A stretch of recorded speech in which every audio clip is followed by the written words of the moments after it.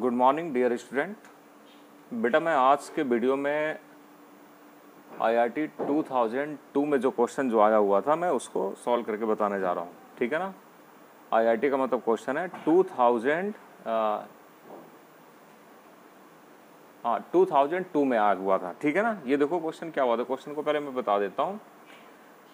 इन GP geometrical progression, ठीक है ना, ज्योमेट्रिकल प्रोग्रेशन में जो P टर्म्स जो था वो L था, Q टर्म्स जो था वो M था और उसका R टर्म्स जो था वो N था। तो इसमें ये पूछा था कि इसका वैल्यू क्या होगा, ठीक है ना।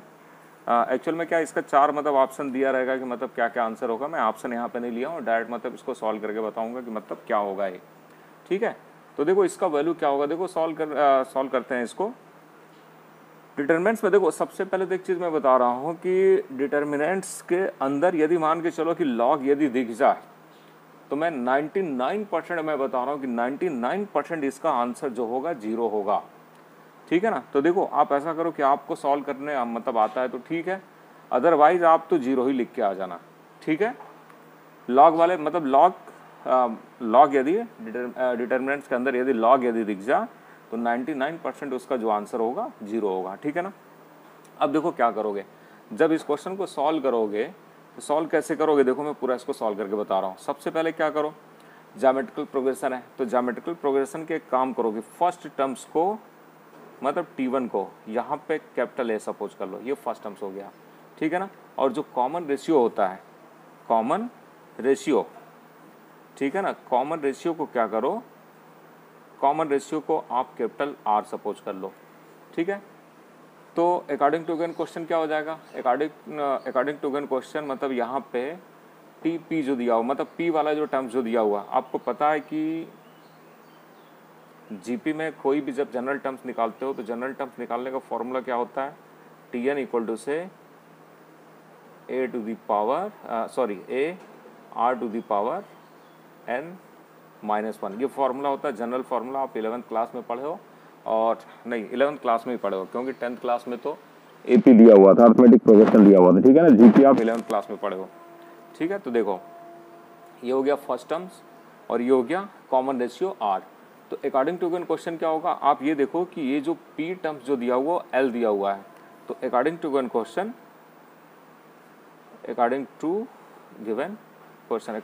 क्वेश्चन क्या होगा, ये जो TP जो दिया हुआ है इसको डायरेक्ट मतलब यहाँ पे मैं लिख रहा हूँ, P वाले टर्म्स को कैसे लिखोगे, यहाँ पे देखो, यहाँ पे P-1 इक्वल टू से क्या करोगे, L करोगे, ठीक है ना। सिमिलरली देखो TQ मतलब Q वाला टर्म्स, तो Q वाले टर्म्स को क्या लिखोगे, AR Q-1 इक्वल टू से ये क्या दिया हुआ, देखो M दिया हुआ है, और ये जो R वाला जो टर्म्स जो दिया हुआ है, ठीक है ना, स्मॉल r है, तो इसको कैसे लिखोगे, देखो A और यहाँ R का पावर हो जाएगा, ये हो जाएगा, देखो N हो जाएगा, ठीक है ना। ये N है, कंफ्यूज मत हो जाना आप, ये N हो गया, ठीक है ना। तो अकॉर्डिंग टू गिवन क्वेश्चन देखो ये पूरे टर्म्स को मैंने लिख लिया। अब इसके के बाद क्या करूँगा, ये जो L M N का जो वैल्यू दिया हुआ है, ठीक है ना। वैसे क्या कि आप जब IIT में क्वेश्चन सॉल्व करोगे ना तो इस तरह से आपको सॉल्व करने की जरूरत नहीं है, आप डायरेक्ट दिमाग में कैलकुलेशन कर लो, आपको समझ में आ जाएगा कि मतलब कैसे करना है। तो ये L M N की वैल्यू की क्या करो कि ये जिसका वैल्यू फाइंड करना है इसमें उठा के पुट करो, L M N के प्लेस पे ये वैल्यू को पुट कर दो, ये जो वैल्यू जो निकाले हो L M N का। तो देखो क्या होगा, जब वैल्यू जब पुट करोगे यहाँ पे तो आप ये देखो, यहाँ पे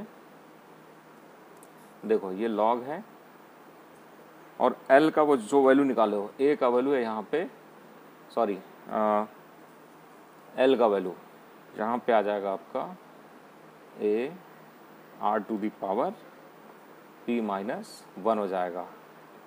इसके बाद लॉग जो M का जो वैल्यू आएगा आपका आ जाएगा, M का value A R to the power Q-1 और ये हो जाएगा log A R to the power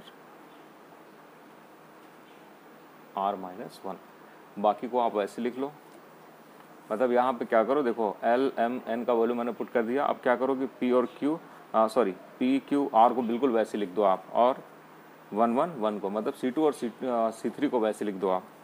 यह आ जाएगा यहाँ पे पी क्यू आर, और ये हो जाएगा 1 1 1 हो जाएगा। ठीक है, अब देखो अब क्या करोगे यहाँ पे, आपको पहले से देखो ये फॉर्मूला पता है लॉग का, log m into n formula आप पढ़े होगे। यदि दो नंबर यदि यहाँ पे प्रोडक्ट में दिया हो तो यहाँ फॉर्मूला मतलब लगा सकते हो, लॉग m इंटू एन वाला फॉर्मूला इक्वल टू क्या होता है, log m plus log n. तो इस फॉर्मूले को देखो यूज कर लो यहाँ पे, तो ये हो जाएगा यहाँ पे आपका, देखो लॉग a प्लस इसके बाद आ जाएगा log r to the power p minus 1। Similarly आप बाकी को भी लिख लो यहाँ पे, ये हो जाएगा log a plus log r, यहाँ पे हो जाएगा q माइनस 1 हो जाएगा, और ये हो जाएगा लॉग a प्लस ये हो जाएगा लॉग r माइनस 1। बाकी को ऐसे आप लिख लो यहाँ पे p q r 1 1 1। ठीक है, अब क्या करो कि यहाँ पे ये जो डिटर्मिनेंट्स है इसको आप ब्रेक कर दो। ठीक है ना, ब्रेक करना आप पढ़े हो अच्छे से।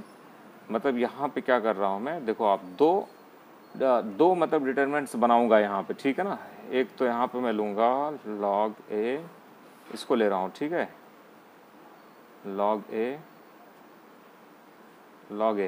ठीक है ना, और इसके साथ मैं क्या कर रहा हूँ, देखो इसको ले रहा हूँ पी क्यू आर को और 1 1 को, पी क्यू आर 1 1 1। इसके बाद यहाँ प्लस है, यहाँ प्लस लगाओगे, रूल आपको पता है। ठीक है ना, अब देखो क्या करोगे।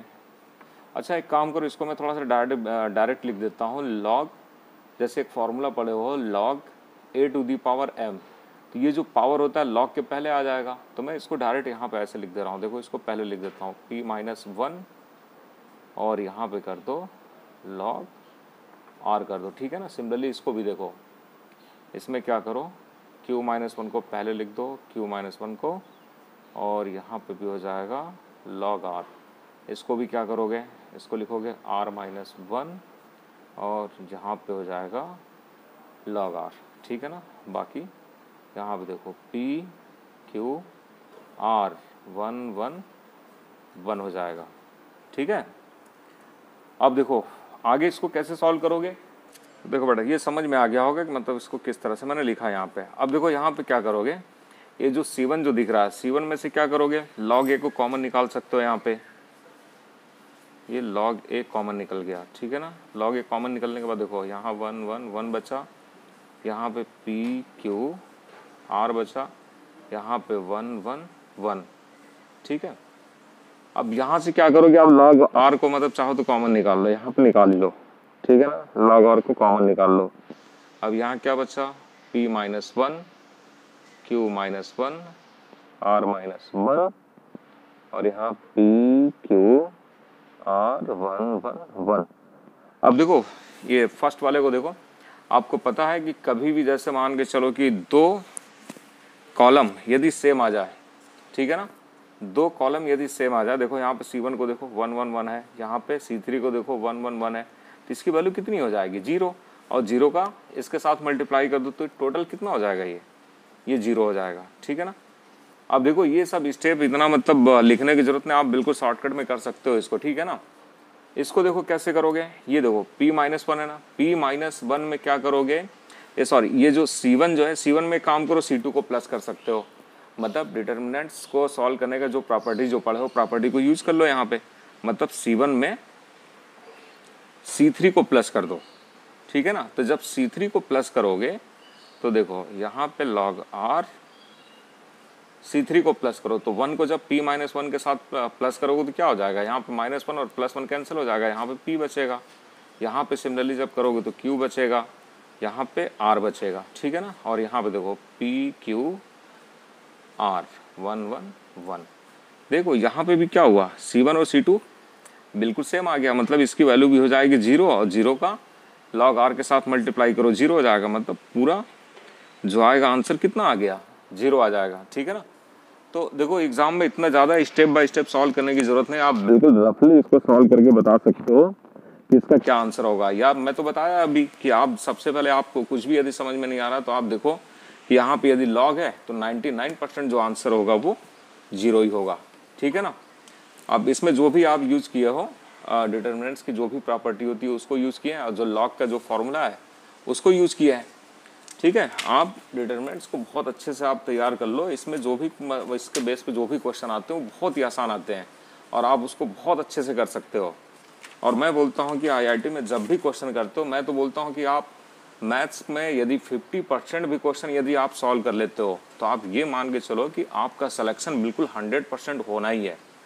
ठीक है ना। क्यों, मतलब मैं इसलिए बता रहा हूँ, मान के चलो कि आप 100% भी आप क्वेश्चन यदि कर लेते हो, आपसे बन रहा है, आपको पूरा क्वेश्चन आ रहा है समझ में, लेकिन फिर भी आपकी स्पीड इतनी नहीं है कि आप पूरे क्वेश्चन को आप कर सकते हो। इसलिए मैं बोलता हूँ कि जब भी आईआईटी की तैयारी करते हो तो कुछ पर्टिकुलर चैप्टरों को आप बहुत अच्छे से तैयार करो। ठीक है ना। आपको पूरा चैप्टर पढ़ने की ज़रूरत नहीं है आईआईटी के लिए, मैथ्स की बात कर रहा हूँ मैं। ठीक है ना। आप उसी चैप्टर पे ज़्यादा फोकस करो जिसको आप बहुत अच्छे से कर सकते हो, और आप ऐसा करो कि उसमें गलत होने का कोई चांस न रहे। ठीक है बेटा। तो अगले वीडियो में अगला मैं आईआईटी का क्वेश्चन बताऊंगा। ठीक है बेटा।